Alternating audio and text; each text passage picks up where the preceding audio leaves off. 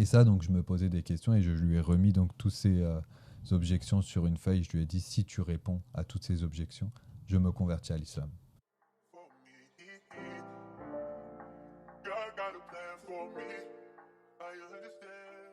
Comment tu vas, Dylan? Ça va et toi, Teddy? Ça va, ça va. C'est un plaisir de te recevoir sur Echo Podcast. Merci à toi de nous recevoir aussi chez toi. Je vous rappelle que cette vidéo, elle est disponible sur Spotify, Apple Podcast et YouTube. N'hésitez pas à liker, à commenter ce que vous pensez de cette vidéo. Et on commence maintenant avec Dylan, qui va nous raconter son histoire. Donc, je suis né dans une famille non chrétienne, Ouais. donc de père musulman et de mère catholique. Donc, mon père, lui, en tout cas, après une longue période de sa vie, il a décidé donc de rejeter l'islam. Ok. Et aujourd'hui, il est athée. Il ne croit pas en Dieu. Et donc, il a rejeté toutes sortes de croyances. Et ma mère, elle, n'est plus catholique, mais elle croit du moins en une divinité ou en un Dieu, mais qui est très abstrait. Et donc, j'ai grandi dans ce contexte-là, où aucune éducation religieuse m'a été donnée. Ok. Et donc, je n'ai jamais cru en Dieu jusqu'à l'âge de mes 18 ans. Ok.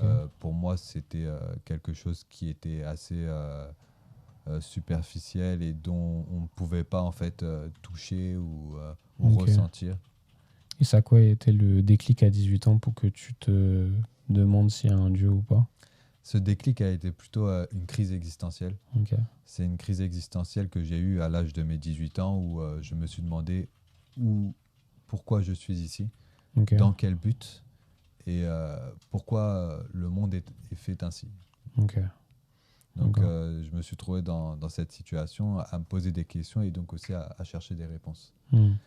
Et parmi ces réponses, les premières qui m'ont été données et un ami à moi qui était musulman, qui m'a proposé de lire le Coran. Ok.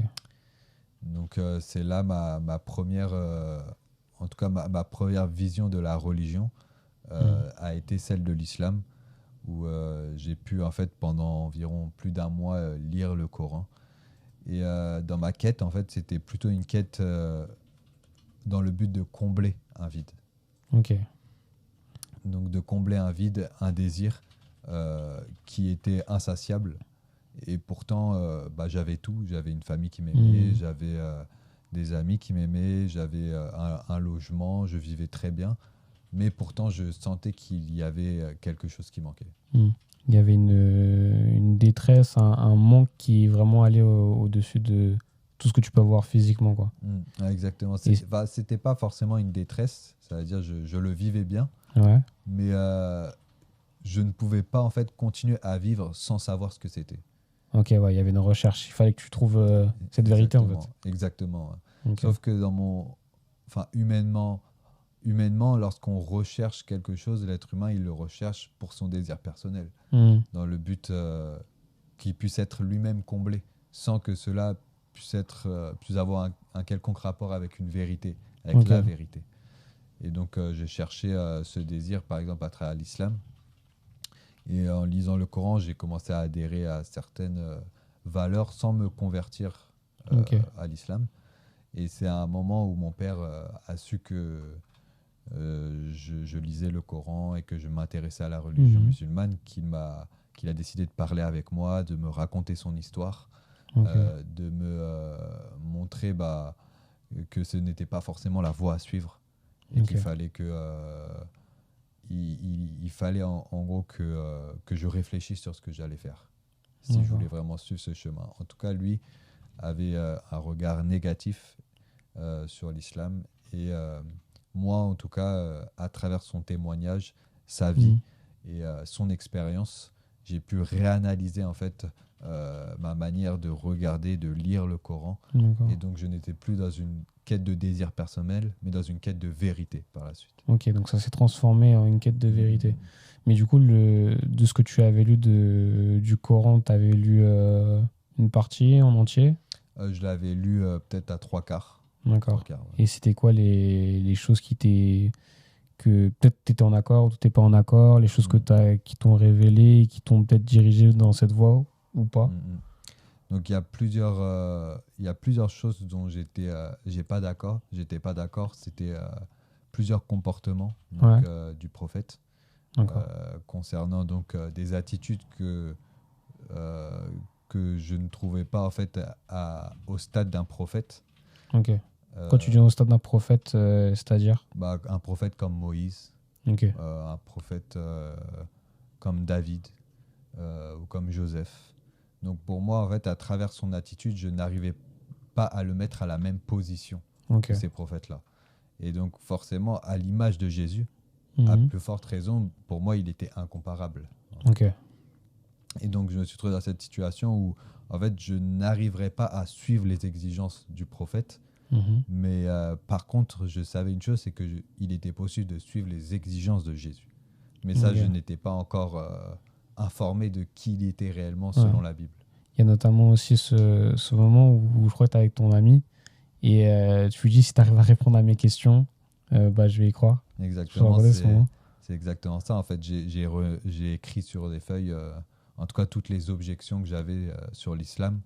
Il y avait aussi le moyen du salut, comment obtenir le salut, ce qui est en fait qui est impossible pour le musulman de savoir s'il est sauvé ou pas, contrairement aux chrétiens. Et ça, en fait, c'est une incertitude. Oui, c'est ça. L'homme vit dans l'incertitude. Il ne sait pas s'il est sauvé, tandis que le chrétien, lui, en a une certitude profonde. Et ça, donc, je me posais des questions et je lui ai remis donc tous ces objections sur une feuille. Je lui ai dit, si tu réponds à toutes ces objections, je me convertis à l'islam. Et donc, je n'ai jamais eu forcément la réponse à ces questions. Et je ne sais pas, naturellement, j'ai décidé d'acheter une Bible.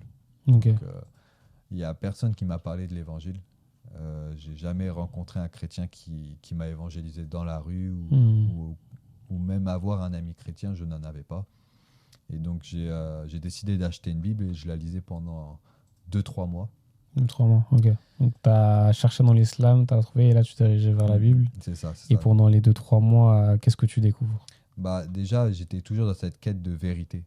C'est-à-dire, j'étais plus dans cette quête où j'accepterais n'importe quoi. Ok. Il y a des choses qui ont changé. En fait, j'étais devenu même plus méfiant. Et donc, ça m'a permis aussi d'avoir une meilleure analyse des textes et de ne pas tomber dans une forme de superstition à la fin.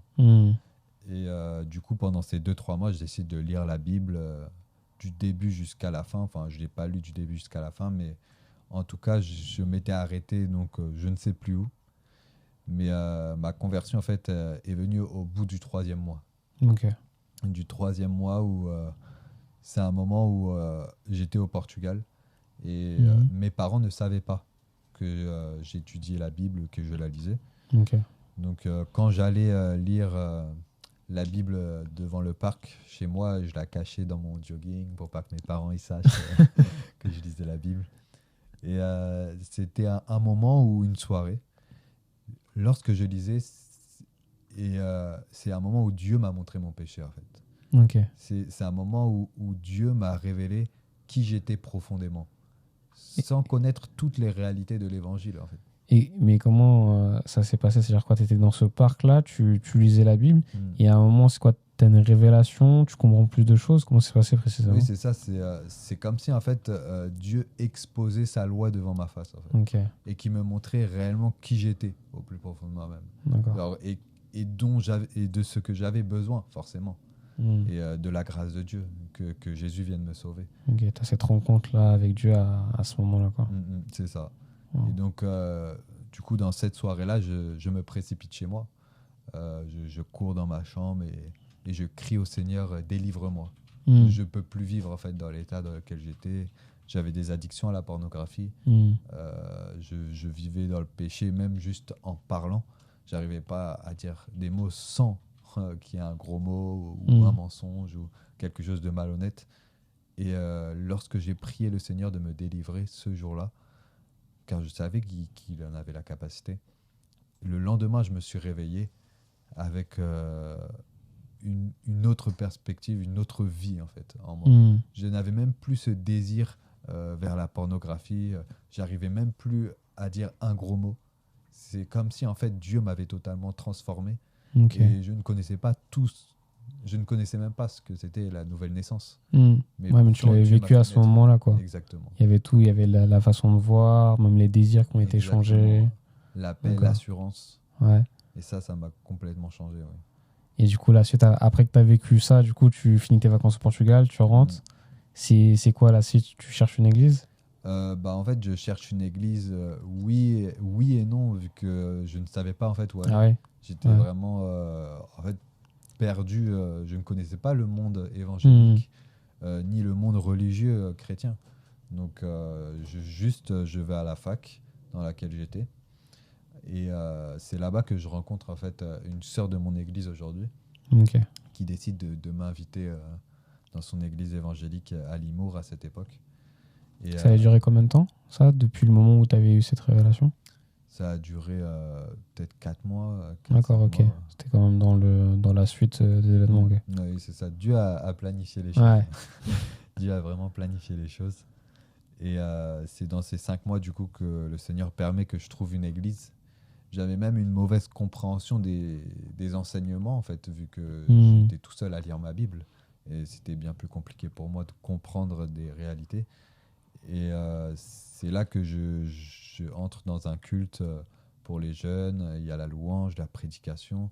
Et tout m'a l'air, en fait, biblique. En fait. Ok. Donc, tout m'a l'air similaire aux Écritures et à ce que je lisais. Et donc, c'est là que je me suis dit, bon, c'est là qu'est ma place. C'est là qu'est ma place, exactement. Ouais. Ça, c'est fou, en plus, cette sensation quand tu découvres la foi. En plus, c'est le pire quand tu lis la Bible et tu la vois en vérité, tu dis, mais c'est ça que je veux vivre. Exactement. Ok. Et du coup, tu continues dans cette église-là? Exactement. Tu sers dans cette église-là. Qu'est-ce qui se passe aussi au fil des années? Déjà, il faut savoir que quand je suis arrivé à la foi, j'avais pas forcément l'assurance de mon salut, parce qu'il y avait en fait aussi des doctrines de l'islam en fait derrière. Il y a des façons de penser encore qui étaient encore présentes. Et c'était un moment où je parlais avec du coup la sœur qui m'a invité, et je lui disais, mais comment tu peux savoir que si tu meurs tu vas au paradis? Mais pourtant j'étais déjà sauvé. Et elle disait, mais si, moi je sais que si je meurs je suis au paradis. Et il y a quelqu'un, il vient et dit, bah oui, parce que la grâce en fait te donne cette assurance de ton salut. Et là j'ai vraiment réfléchi, je suis rentré, et c'est quand je lisais Romains, parce que j'ai vraiment lu Romains, et là j'ai dit oui. En fait, j'ai prié et le Seigneur m'a vraiment donné cette assurance. Cette conviction. Dans la semaine, j'ai prié, le Seigneur m'a donné cette assurance que j'étais son enfant en fait.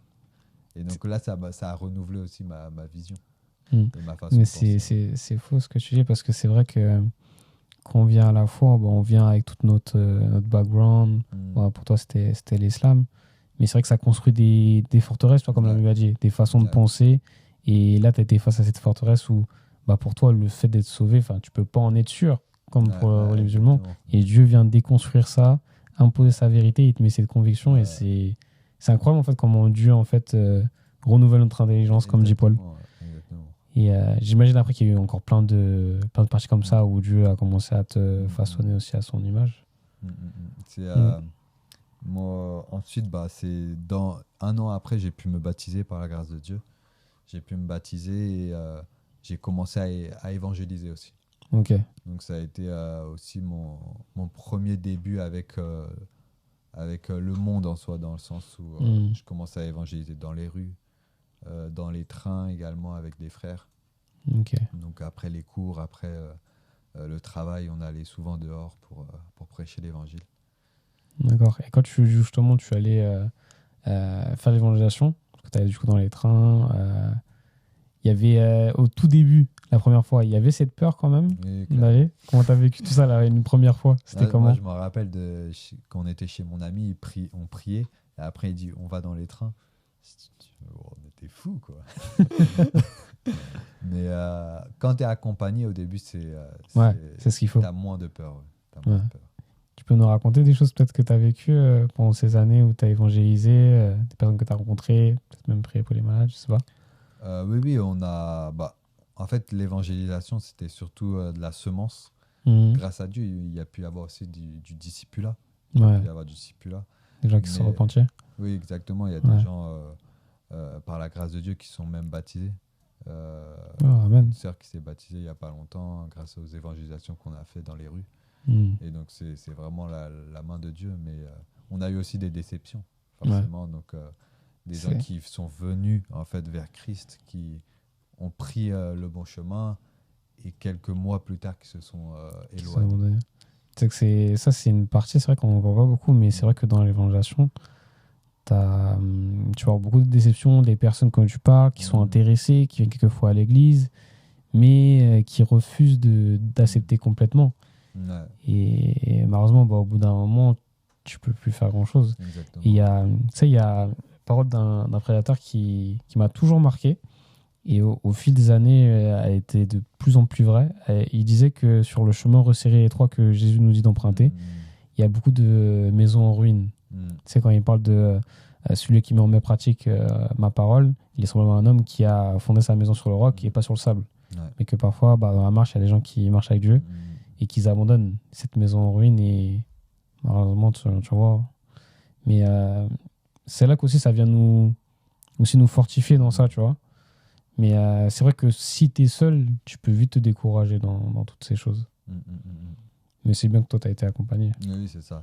J'étais toujours avec des frères, et même si on a été déçus, on était déçus ensemble, et on pouvait s'édifier, se fortifier aussi.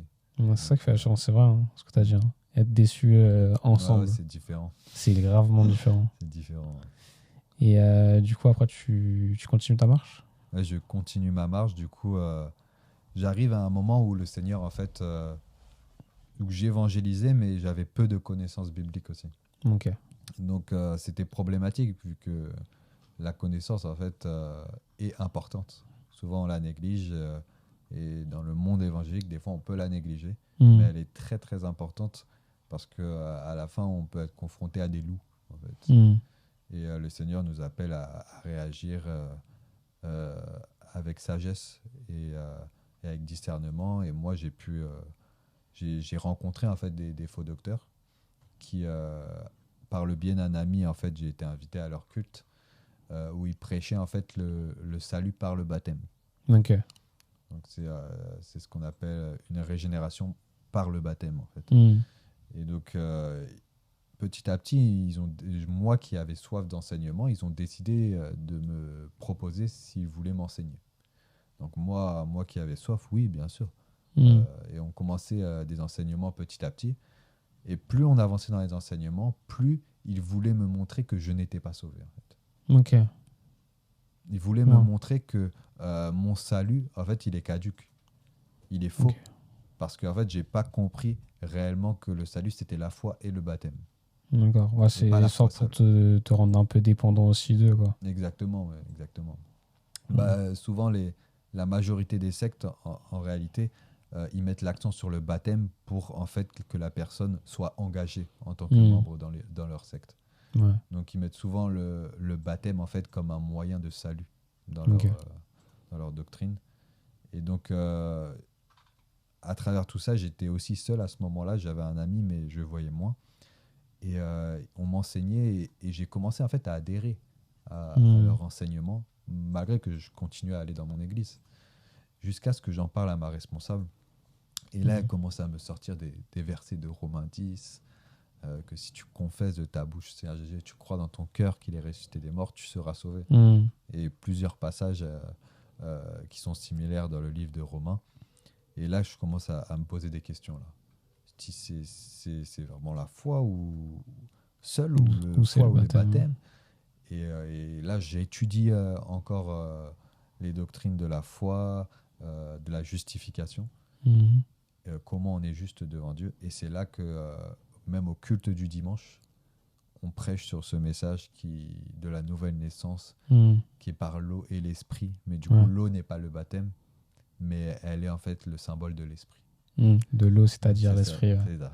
C'est la traduction. Et donc là, en fait, Dieu me montre en fait va-t'en, en fait. Fuis-les. Et c'est là que j'ai décidé de couper vraiment contact avec eux. Mais ça avait laissé des traces en moi, forcément. Ouais, forcément. Et je sentais que je me sentais comme mort à l'intérieur. Vraiment.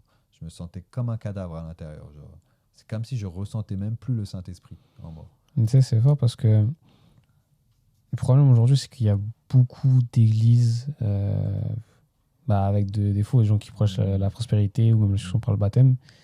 Et le problème, c'est que quand tu regardes souvent, c'est souvent des jeunes, je crois que là-bas, qui sont dedans. Exactement. Et ils prennent les jeunes, des gens qui même parfois sont nouveaux dans la foi. Et c'est pour ça que c'est important. Et ça, franchement, je dis Dieu merci parce que c'est quelque chose que, même avec les frères avec qui j'étais, on s'est toujours dit et on avait à cœur ça, c'est même si on avait des amis proches qui prêchaient et qu'on connaissait, on se disait tu peux être n'importe qui, peu importe ce que tu dis, je vais le vérifier. Tu vois, un peu comme les chrétiens de Béret. Tu vois, ils n'ont pas vu Paul l'apôtre, mais ils ont vérifié tout ce qu'il a dit si c'était vrai, tu vois. Et en vrai, je vous le dis à vous aussi qui nous écoutez, mais c'est vraiment important que vous puissiez vérifier vraiment tout ce qu'on vous enseigne. Parce qu'en fait, on ne pourra pas à la fin aller vers Jésus en disant ah, mais j'ai cru ça ou j'ai fait telle chose parce que c'est lui qui m'a enseigné. Jésus jugera la personne qui a enseigné la même chose, mais il vous jugera vous aussi parce qu'en fait, vous avez eu tout ce qu'il fallait pour comprendre et pour discerner le vrai du faux. Jésus nous a enseigné, il nous a prévenus en nous disant qu'il y aurait des faux. Donc, c'est ça aussi le piège et heureusement, il y en a de plus en plus. Et le problème, quand tu vois, tu as eu cette grâce, tu as eu cette responsable aussi qui t'a enseigné la vérité et qui aussi après t'a accompagné. Mais il y a des gens, en fait, ils quittent la foi à cause de ça, tu vois. Ils quittent la foi et du coup, ne croient plus en Dieu. Et en fait, du coup, aussi, ils partagent aussi un mauvais témoignage de l'Église. Exactement. Et c'est ce que a le monde aujourd'hui, tu vois, quand on regarde les reportages sur les évangéliques à la télé, la plupart souvent, c'est les églises comme les trucs Charisma ou les grosses églises comme ICC ou Acer qui prêchent des fausses doctrines, quoi. Et c'est dommage. C'est vraiment dommage. Mais du coup, tu as toutes ces... Aussi, ça laisse des traces. Donc, pareil, en fait, tu es encore dans le processus de reconstruction, déconstruction par rapport à les modes de pensée. Mais ça s'est fait, en soi, cette reconstruction s'est fait très rapidement. Ok. Et qu'en fait, ça s'est enchaîné très rapidement. C'est sur 3 mois, j'ai rencontré ces gens. Sur 3 mois qui m'ont enseigné. Sur 3 mois, toutes ces choses se sont passées rapidement. Et du coup, j'ai pu m'en sortir aussi rapidement. C'est-à-dire que le moment où j'ai compris ça, je me suis repenti. Et j'étais toujours brisé, mais dans la semaine, le Seigneur a restauré complètement mon cœur. Et je ressentais cette assurance que Dieu m'a déjà sauvé, en fait. Cette assurance que je suis à lui et que j'ai pas besoin d'un nouveau baptême, en fait. Je suis déjà à lui. Et ça, en fait, ça m'a permis de prendre conscience que les gens ont besoin d'être enseignés. Et moi, premièrement. Ça donnait la soif pour la parole, quoi. C'est là que j'ai vraiment eu une soif, c'était 2019. J'ai vraiment eu une soif pour les Écritures et pour les livres également de théologie. Et j'ai commencé à lire. Pendant 1 an, j'ai commencé à vraiment énormément lire. Lire, mémoriser. Et quand je suis arrivé à la fin de l'année, j'avais fait des études sur les doctrines de base, péché, salut, justification, repentance, trinité, nouvelle naissance. Et j'ai dit à mon pasteur, ces doctrines, il faut les enseigner à nos jeunes, parce que si nous avons ce cadre, nous ne pouvons pas en fait nous séparer de la vérité. Tant qu'on a le cadre, on peut les pas bases, en fait, les fondements. s'en séparer. Les choses, c'est des choses secondaires. Mais ce cadre-là, on ne peut pas en fait le toucher. Et du coup, je lui ai dit, est-ce que je pourrais enseigner ça en début d'année, en fin d'année du coup 2019 Et il m'a dit oui. Et moi, ça a été un plaisir parce que je me suis dit, je veux que personne vive l'expérience que j'ai vécue. Et donc, à ce moment-là, on a commencé à enseigner et plein de jeunes ont été sauvés, plein de jeunes ont compris la croix, ont compris des réalités vraiment spirituelles qui, des fois, ne n'entendent pas forcément dans les cultes du dimanche, mais qui ont besoin d'études bibliques, d'enseignement et de temps de profondeur, pour assimiler ça. Mais c'est ça ce que je dis, parce que ça me fait penser au verset qui dit que Dieu permet qu'on passe par des afflictions pour pouvoir consoler les personnes aussi qui passent par là. Et Dieu a utilisé en fait tout ce que tu as vécu pour pouvoir enseigner ces jeunes. Et en plus, même pour toi, ça devait être même formateur, parce qu'en plus, tu rentres dans le discipulat, t'enseignes, réponds à des questions. Puis en vrai, c'est incroyable, c'est beau. Non, franchement, c'était vraiment une grâce. Et même aujourd'hui, on continue avec certains jeunes. On a toujours ces études et avec un frère, on continue d'enseigner ceux qui sont dans le besoin. C'est lourd. Et ça, du coup, ça a duré jusqu'à 2019 ? 2019, on a continué, les enseignements, on continue toujours, mais oui, c'était 2022 en tout cas, j'ai compris que là, il y avait un besoin aussi de se former dans un institut ou une faculté. Ok. Donc, Et, ça, tu commences la fac de théologie de Vaud? 2022, en fait, je désire y aller. Ok, donc tu as ce désir-là. 2022, j'ai désir y aller, mais malheureusement, même si je travaille à côté, j'avais pas suffisamment pour la fin de l'année. Mais c'est au moment où je rencontre aussi Jana, qui est ma femme aujourd'hui. D'accord. Et son père, avant même que nous soyons mariés, il décide de financer en fait mon Wow. école. Et là, j'ai dit waouh, c'est vraiment une grâce.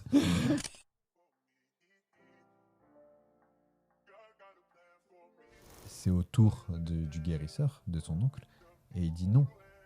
Moi, je n'accepte pas en fait qu'il soit pris en charge par vous, par les chrétiens.